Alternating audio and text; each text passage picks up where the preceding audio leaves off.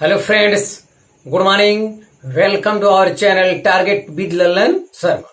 Today we will discuss about physical word.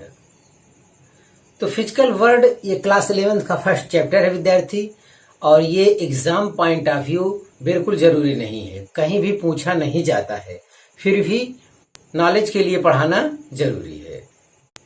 तो ये chapter पढ़ाने से पहले एक छोटी सी कहानी सुन लेते हैं। एक बार एक IITian लड़के का इंटरव्यू हो रहा था, बस जांच करने के लिए हो रहा था, नौकरी के लिए नहीं। वो लड़का टॉप किया था, लोग जानना चाहते थे कि ये केवल किताब के बारे में ही जानकारी रखते हैं या कुछ और भी जानते हैं। तो उस लड़के से पूछा गया कि आपसे 5 सबसे सरल क्वेश्चन पूछा जाए या एक सबसे कठिन क्वेश्चन पूछा जाए। तो लड़के ने जवाब दिया एक सबसे कठिन क्वेश्चन पूछा जाए। तो पूछने वाले ने पूछा कि पहले मुर्गी हुई कि पहले अंडा। लड़के ने जवाब दिया पहले अंडा। तो पूछने वाले ने कहा कैसे? तो लड़के ने कहा सर आप दूसरा क्वेश्चन पूछ रहे हैं। तो इतने में तो आपको हंसना चाहिए था, लेकिन आपने नहीं हंसा, तो इसका मतलब आप नहीं समझ पाए, क्योंकि पहले से वादा कर चुके हैं केवल एक क्वेश्चन पूछेंगे। कैसे पूछेंगे ये तो दूसरा क्वेश्चन हो गया। आप केवल ये बता सकते हो हमारा आंसर गलत है या सही है। तो ये अनसुलझा रहस्य है, पहले मुर्गी हुई कि पहले अंडा, इसका कोई जवाब दुनिया में नहीं है। अब हम लौटते हैं अपने फिजिक्स पर, आइए देखते हैं। तो पहला हेडिंग है साइंस। हमारे चारों ओर संसार में फैले अनेक घटनाएं हैं, जैसे black hole, rainbow etcetera incident ऐसे हैं जिनके बारे में जानना ही क्या है, साइंस है। तो देखा जाए, science is the systematized and organized knowledge. तो ये साइंस का डिफिनीशन है। ये भी कहा जाता है science is the art of solving. समाधान की कला ही क्या है, साइंस है। Father of modern science Galileo को कहा जाता है। ऑर्गेनाइज्ड नॉलेज क्या है, इसको जानने के लिए साइंटिफिक मेथड की आवश्यकता होगी। तो अगला हेडिंग है scientific methods to study nature. इससे पहले हम नोट पर गौर करते हैं। साइंस के बारे में कहा जाता है science is always dynamic. Science सदैव क्या है, गतिशील है। और nothing is final in science. Science में कोई चीज फाइनल नहीं होता है, ना तो किसी साइंटिस्ट का वर्चस्व फाइनल होता है। जैसे अब तक दुनिया में माना जाता है कि अल्बर्ट आइंस्टीन अब तक के सबसे जीनियस वैज्ञानिक हैं। ऐसा नहीं है, ये आजीवन होने वाला नहीं है। हो सकता है आने वाले कल में कोई ऐसा साइंटिस्ट हो जाए जो अल्बर्ट आइंस्टीन से भी ज्यादा जीनियस हो। तो किसी एक का वर्चस्व हमेशा रहे ये आवश्यक नहीं है। तो विद्यार्थी, सबसे पहले हम लोग सेब वाली घटना आपको तो मालूम होगी, पेड़ से वो सेब गिरा था, न्यूटन ने देखा था। तो वो पहले किसी चीज को हम लोग क्या करते हैं, देखते हैं, तो वो हमारे लिए क्या हो गया, ऑब्जर्वेशन हो गया। तो पहले किसी चीज को जानने के लिए आपको देखना पड़ेगा, तो वो हमारे लिए क्या हो गया, ऑब्जर्वेशन। ध्यान दिया जाए। फिर हम लोग क्या करेंगे, लैब में आके कंट्रोल्ड एक्सपेरिमेंट करेंगे। तो दूसरा स्टेप यहां से गुजरता है। और तीसरा स्टेप है qualitative and quantitative reasoning. Qualitative का मतलब जब दो बॉडी को हम करीब ले आते हैं, तो देखते हैं कि फोर्स का मान इंक्रीज कर गया। दो बॉडी को हम क्या करते हैं, दूर ले जाते हैं, तो हम देखते हैं फोर्स का मान डिक्रीज कर गया। ये तो हो गया आपका क्वालिटेटिव। एंड क्वांटिटेटिव रीजनिंग क्या है, क्वांटिटेटिव का मतलब है मास को कम ज्यादा करने से जो बॉडी के बीच फोर्स में चेंज होता है, उसको क्या कहेंगे, क्वांटिटेटिव रीजनिंग। तो ये तीसरा पॉइंट यहां से क्लियर होता है। अब चौथा है मैथमेटिकल मॉडलिंग। अब हमें एक फार्मूला भी चाहिए मैथमेटिकल मॉडलिंग के अंतर्गत। तो अब हम इस कंसेप्ट को फार्मूले के रूप में ले आएंगे। तो जैसे gravitational force F equal to होता है क्या, Gm1 m2 अपॉन r²। पांचवा पॉइंट है प्रिडिक्शन। प्रिडिक्शन में ये आगे पता चलता है कि क्या होने वाला है। छठवां पॉइंट है वेरिफिकेशन और फॉल्सिफिकेशन। तो वेरिफिकेशन में ये है कि ये आपका जो फार्मूला है ये करेक्ट है तो ये 6 स्टेप के बाद यही ये बंद हो जाएगा। अगर मान लेते हैं कि हमारा रूल जो है ये कॉन्सेप्ट गलत साबित हुआ, नेचर के अनुकूल फिट नहीं बैठ रहा है, तो हम फिर यही प्रोसेस को रिपीट करेंगे, फिर ऑब्जर्वेशन जाएंगे, कंट्रोल एक्सपेरिमेंट करेंगे, क्वालिटेटिव एंड क्वांटिटेटिव रीजनिंग करेंगे, फिर चौथे स्टेप पे आएंगे मैथमेटिकल मॉडलिंग, पांचवें स्टेप पे जाएंगे प्रिडिक्शन, और फिर छठवें स्टेप पे आएंगे वेरिफिकेशन। तो वेरिफिकेशन जब हो जाएगा तो हमें ये चीज रिपीट नहीं करना होगा, मतलब हमारा स्टडी पूरा हुआ। तो हाँ विद्यार्थी, आप इसे कॉपी कर लीजिए, फिर आगे हम देखते हैं। हाँ विद्यार्थी, अब हम देखेंगे साइंस जो है 3 प्रकार का होता है। नंबर 1 फिजिक्स, केमिस्ट्री और बायोलॉजी। तो केमिस्ट्री और बायोलॉजी की स्टडी हम नहीं करेंगे, हम फिजिक्स के बारे में देखते हैं। तो फिजिक्स की डिफिनीशन है physics is the study of nature. इस डिफिनीशन को आप बार बार अपने जुबान पे ले आवें, जो भी चैप्टर पढ़ते हैं तो आपको बहुत अच्छा फील होगा। Physics is the study of nature. तो physics is the king of science. Physics को जो है साइंस का किंग कहा जाता है। फिजिक्स मैथ के बगैर इनकम्प्लीट है, इसलिए मैथ को क्वीन भी कहा जाता है। आप हमको देख पा रहे हैं, हम आपको देख पा रहे हैं, ये कैमरा, ये एलईडी बल्ब, ये पंखा, इस सब का स्टडी या नॉलेज, इस सब की स्टडी जो है फिजिक्स ही है। तो फिजिक्स के बाद अब हम लोग अध्ययन करेंगे यूनिफिकेशन एंड रिडक्शन।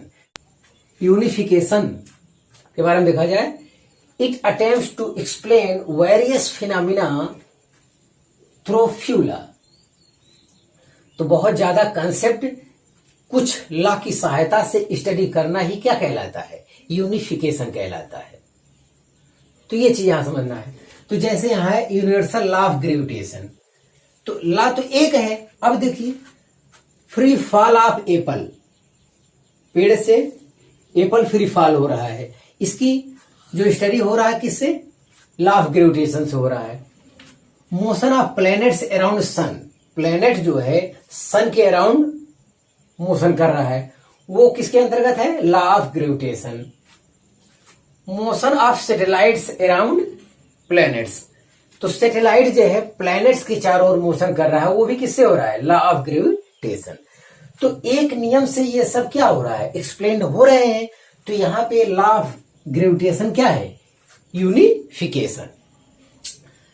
ये तो आप जानते थे, लेकिन एक यहाँ पे और एग्जांपल हम ले सकते हैं, मैक्सवेल्स इक्वेशन, जिसको आप लोगों ने शायद नहीं पढ़ा है।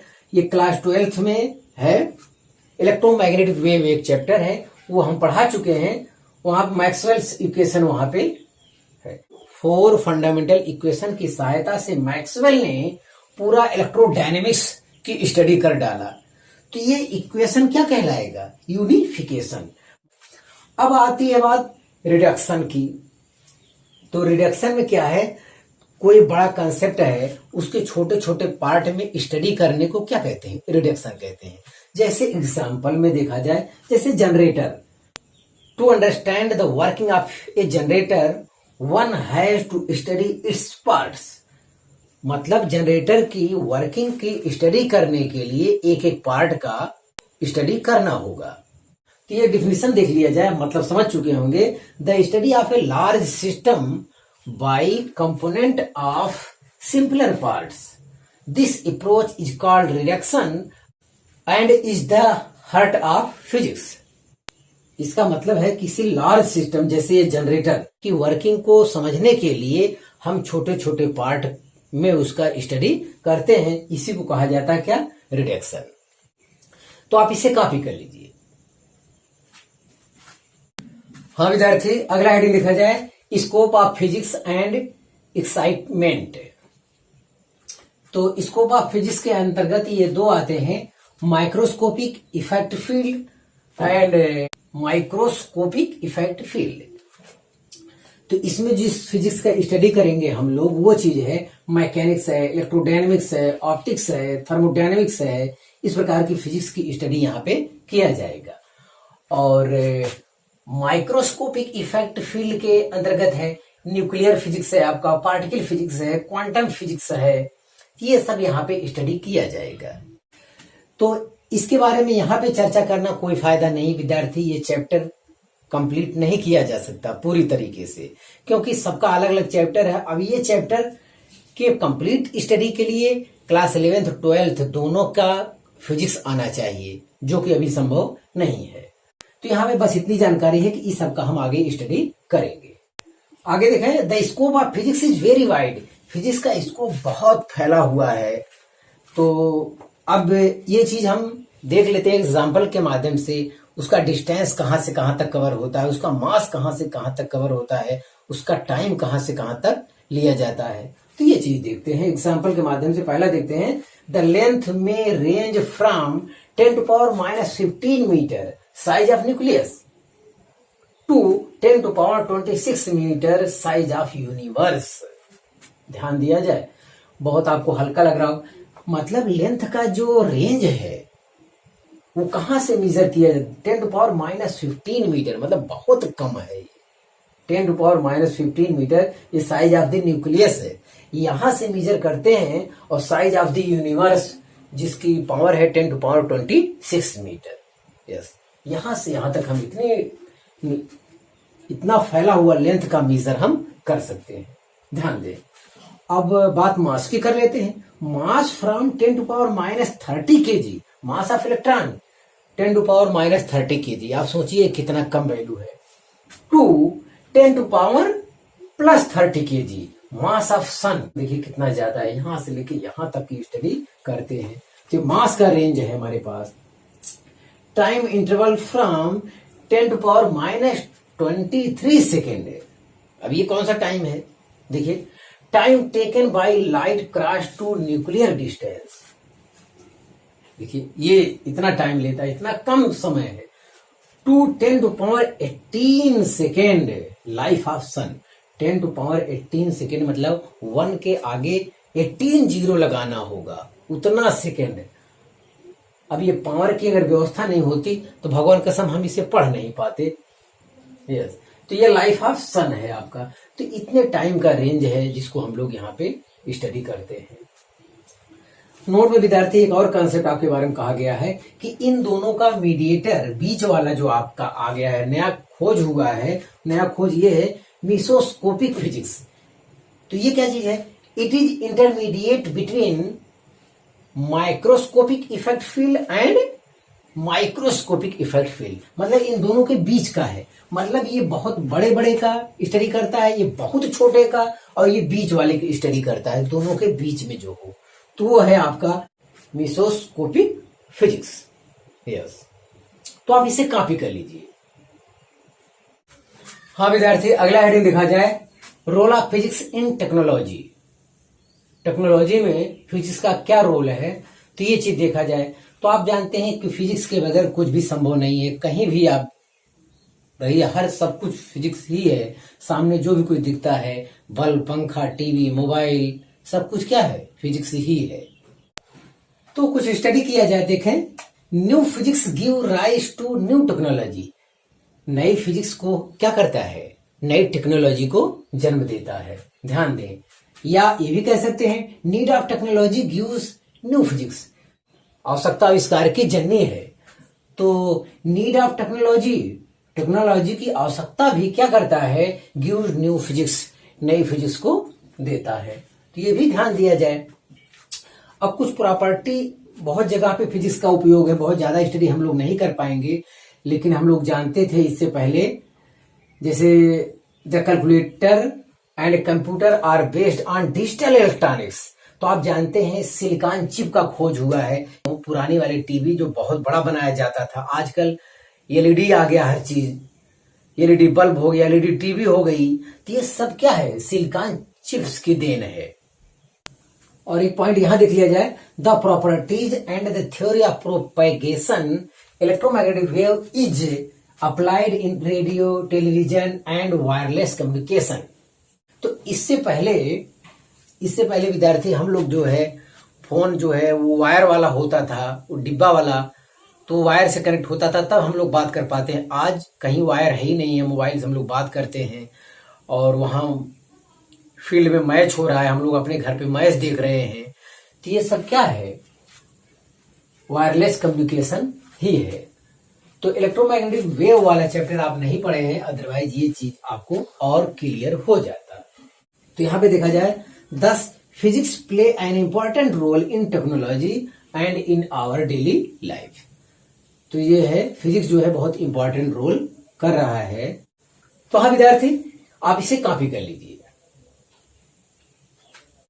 हाँ विद्यार्थी, अगले हेडिंग की स्टडी करेंगे हम फंडामेंटल फोर्सेज इन नेचर।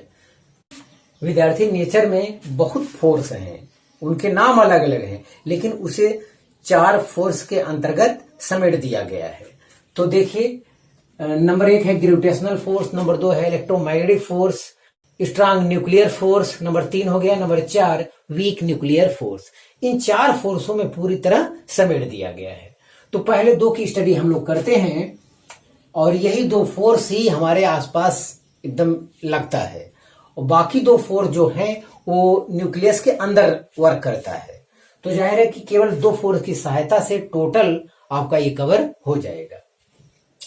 तो नंबर 1 है ग्रेविटेशनल फोर्स। ग्रेविटेशनल फोर्स का फार्मूला आप जानते होंगे, Fg=G(m1m2/r²। ये बहुत वीक फोर्स होता है, इतना वीक होता है कि भगवान कसम पेड़ में आम वैसे ही सड़ जाए और नीचे न गिरे अगर हवा का घर्षण वगैरह न हो। तो इतना कमजोर फोर्स है, ध्यान दिया जाए। इसलिए यहाँ पे सब इसके बारे में कहा गया है। डिफिनीशन देखिए यहाँ पे नहीं लिखा जाएगा क्योंकि चैप्टर में सब कुछ विधिवत दोबारा हमको पढ़ाना पड़ेगा। ध्यान दें, this is weakest force in nature. Nature का सबसे ये क्या है? वीक फोर्स है। ध्यान दिया जाए, they are always attractive in nature. ये नेचर में क्या है? सदैव अट्रैक्टिव है। This force is long range force. यह मतलब बहुत बड़ी रेंज के लिए लागू होता है। Yes, they are central forces, hence they are conservative forces. तो सेंट्रल फोर्स ये है कि जैसे 2 बॉडी है, इनके बीच gravitational force centre to centre work करता है। देखिए यहां से यहां तक सेंटर, इसलिए इसे क्या कहते हैं? सेंट्रल फोर्स कहते हैं। और सभी सेंट्रल फोर्स क्या होते हैं? कंजर्वेटिव फोर्स होते हैं। अब कहिए कंजर्वेटिव फोर्स क्या होता है? कंजर्वेटिव फोर्स ये पाथ इंडिपेंडेंट फोर्स होते हैं, ये पाथ पर डिपेंड नहीं करते हैं। इस समय केवल इतनी जानकारी दे सकते हैं, बहरहाल वर्क एनर्जी थ्योरम में इसकी विधिवत जानकारी आपको दी जाएगी। और 5वां पॉइंट इसके बारे में और है, देख लेते हैं। दे ओबे इनवर्स स्क्वायर लॉ। तो Fg प्रोपोर्शनल 1/r²। तो 1/r² है, इसी को कहा जाता है दे ओबे इनवर्स स्क्वायर लॉ। तो ये ग्रेविटेशनल फोर्स विद्यार्थी यूनिवर्स के किन्हीं 2 पार्टिकल और किन्हीं 2 बॉडी के बीच वर्क करता है। तो इतनी जानकारी ग्रेविटेशनल फोर्स के बारे में, जिसको आप शायद जानते भी होंगे। अब दूसरा हम लोग स्टडी करेंगे इलेक्ट्रोमैग्नेटिक फोर्स। इलेक्ट्रोमैग्नेटिक फोर्स में इसमें 2 कंडीशन होता है। अगर चार्ज रेस्ट पे है तो इलेक्ट्रोस्टैटिक फोर्स वहां पे कार्य करेगा। चार्ज अगर मोशन में है तो इलेक्ट्रोमैग्नेटिक इफेक्ट भी पैदा हो जाएगा वहां पे। तो ये चीज ध्यान देना है। चार्ज रेस्ट पे है तो उनके बीच जो फोर्स कार्य करता है इलेक्ट्रोस्टैटिक फोर्स, F=K(Q1Q2/r²। तो इन दोनों में काफी सिमिलरिटी है। हाँ, लेकिन ये बहुत कमजोर फोर्स है, इसकी तुलना में ये फोर्स जो क्या है? स्ट्रांग है। हाँ, यहां देखा जाए, electromagnetic force is the force between charge particle. ये फोर्स जो है चार्ज पार्टिकल के बीच वर्क करता है। दे मे बी अट्रैक्टिव और रिपल्सिव। अगर दोनों पॉजिटिव चार्ज है, दोनों प्लस क्यू है, दोनों सेम नेचर के चार्ज हैं, तो क्या रहेगा? दोनों सेम नेचर के हैं तो ये रिपल्सिव, एक दूसरे को क्या करेंगे? रिपेल करेंगे, एक दूसरे को रिपेल करेंगे। लेकिन एक प्लस एक माइनस है तो क्या करेंगे? अट्रैक्ट करेंगे। यहाँ पे क्या करेंगे? अट्रैक्ट करेंगे। तो ये चीज यहाँ पे इससे थोड़ा सा अलग है, लेकिन ग्रेविटेशनल फोर्स ऑलवेज अट्रैक्टिव होता है। अब आगे देखा जाए, अब बाकी सेम है। This force is long range force, ये भी लॉन्ग रेंज का फोर्स है। दे आर सेंट्रल फोर्स, ये भी क्या है, सेंट्रल फोर्स है। Hence they are conservative forces, तो ये भी जो है कंजर्वेटिव फोर्सेज होते हैं। और दे ओबे इनवर्स स्क्वायर लॉ, और ये भी इनवर्स स्क्वायर लॉ को फॉलो करता है। तो ये दोनों में ये सब क्या है, सिमिलरिटी है। तो आप इसे कॉपी कर लीजिए, फिर दो और फोर्स की हम स्टडी करेंगे। हाँ विद्यार्थी, दो और फोर्स को देखा जाए, strong nuclear force and week nuclear force. ये दोनों फोर्स विद्यार्थी न्यूक्लियस के अंदर वर्क करते हैं, ये आपकी जानकारी में होना चाहिए। अब इसके बारे में देखा जाए, ध्यान दें, तो ये नया फोर्स है, ये आप इसके बारे में कंसेप्ट भी नहीं जानते होंगे, केवल एक बार देख लेना है, फिर बाद में आप मॉडर्न फिजिक्स में स्टडी करेंगे। The strong force of attraction between the nuclear particles present in the nucleus is called strong nuclear force. Nuclear particle से यहाँ ताल्लुक है प्रोटॉन न्यूट्रॉन, तो न्यूक्लियस में जो होते हैं प्रोटॉन और न्यूट्रॉन होते हैं। इसके बारे में और स्टडी किया जाए, this force acts equally between proton proton, proton neutron and neutron neutron. अगला पॉइंट देखा जाए, this force is short range force. ये फोर्स क्या है, शॉर्ट रेंज का फोर्स होता है। और this is the strongest force, this is मतलब strong nuclear force is the strongest force in nature. They do not obey inverse square law, ये inverse square law वाले नियम का पालन नहीं करते हैं। They are not central and hence non conservative, मतलब ये सेंट्रल फोर्स नहीं है, इसीलिए क्या है, कंजर्वेटिव फोर्स भी नहीं है, इसे नॉन कंजर्वेटिव फोर्स कहते हैं। ये पाथ इंडिपेंडेंट होते हैं, नॉन कंजर्वेटिव फोर्स जो है पाथ पर डिपेंड करते हैं। यस, और इसके बारे में सबसे अच्छी जानकारी ये नोट में लिखा है विद्यार्थी, the electron does not experience this force, क्योंकि इलेक्ट्रॉन जो है न्यूक्लियस के बाहर होता है, तो जाहिर है कि इलेक्ट्रॉन जो है स्ट्रांग न्यूक्लियर फोर्स का फील नहीं करता है। तो ये आपकी जानकारी में होना चाहिए। तो ये फोर्स कहाँ, न्यूक्लियस के अंदर वर्क करता है, प्रोटॉन प्रोटॉन के बीच, प्रोटॉन न्यूट्रॉन के बीच, न्यूट्रॉन न्यूट्रॉन के बीच, वो भी इक्वली। तो ये चीज आपको यहाँ पे बताया गया है। तो इतनी इसके बारे में जानकारी। अब हम स्टडी करेंगे वीक न्यूक्लियर फोर्स। तो वीक न्यूक्लियर फोर्स, ये radio active substance like uranium, जब यहाँ पे बीटा डीके होता है तो ये फोर्स कार्य करता है। The weak nuclear force appears only in certain nuclear processes such as the beta decay of nucleus. तो यहाँ बीटा डीके होता है तो क्या बनता है, प्रोटॉन इलेक्ट्रॉन और एंटी न्यूट्रिनो। एंटी न्यूट्रिनो पर कोई चार्ज नहीं होता है। अब इसके बारे में देखिएगा, this is force of attraction acting over A short range. ये भी शॉर्ट रेंज फोर्स है और ये भी क्या है, शॉर्ट रेंज फोर्स है। देखिए दोनों शॉर्ट रेंज फोर्स है, और यहां भी अट्रैक्शन है, यहां भी अट्रैक्शन है, लेकिन ये वीक फोर्स है, लेकिन इतना भी वीक नहीं है कि ग्रेविटेशनल से भी वीक हो। तो ग्रेविटेशनल से ज्यादा है, उससे कम वीक है, मतलब फंडामेंटल फोर्सेज इन नेचर। अब यहां हम देखते हैं डिक्रीजिंग ऑर्डर में कैसे हैं। तो देखिए स्ट्रांग न्यूक्लियर फोर्स, ये क्या है, strongest force in the nature है ये। और दूसरे नंबर पे जो है इलेक्ट्रोमैग्नेटिक फोर्स, ये दूसरे नंबर पे कार्य करता है। और तीसरे नंबर पे फोर्स है वीक न्यूक्लियर फोर्स, और सबसे weakest force in the nature है ग्रेविटेशनल फोर्स। तो इस टाइप से आपको इंक्रीजिंग ऑर्डर डिक्रीजिंग ऑर्डर में जाना चाहिए। तो ये डिक्रीजिंग ऑर्डर में है, फोर्स जो है डिक्रीज कर रहा है, और अगर इधर से चलेंगे तो ये इंक्रीजिंग ऑर्डर में हो जाएगा। एक चीज और, नंबर 2 देखा जाए, the relative magnitudes of gravitational, weak, electromagnetic and strong forces are in the ratio. इनमें रेशियो ये आपको बताया गया है, यहाँ पे ये देखना है। तो ये सबसे पहला क्या है, ग्रेविटेशनल फोर्स को 1 मान लिया गया है, और ग्रेविटेशनल फोर्स की तुलना में आपका कौन है दूसरे नंबर, वीक न्यूक्लियर फोर्स कितने टाइम्स ज्यादा है, तो 10⁻26 टाइम्स ज्यादा है। अब तीसरे नंबर पे आपका फोर्स है ये इलेक्ट्रोमैग्नेटिक फोर्स। तो ये ग्रेविटेशनल फोर्स के कंपैरिजन में क्या है, 10⁻36 टाइम्स ज्यादा है। और ग्रेविटेशनल फोर्स के कंपैरिजन में स्ट्रॉन्ग न्यूक्लियर फोर्स 10⁻39 टाइम्स ज्यादा है। हाँ, अब देखिए ये चीज है इलेक्ट्रोमैग्नेटिक वाले से ये क्या है, 10⁻³ टाइम्स ज्यादा है वीक न्यूक्लियर फोर्स से।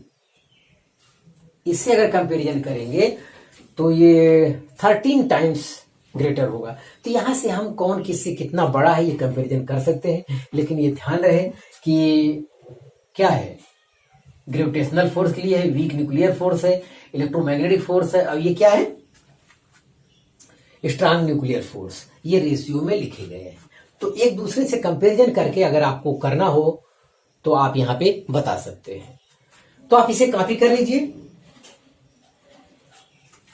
अगला हेडिंग देखा जाए, कंजर्वेशन लॉ।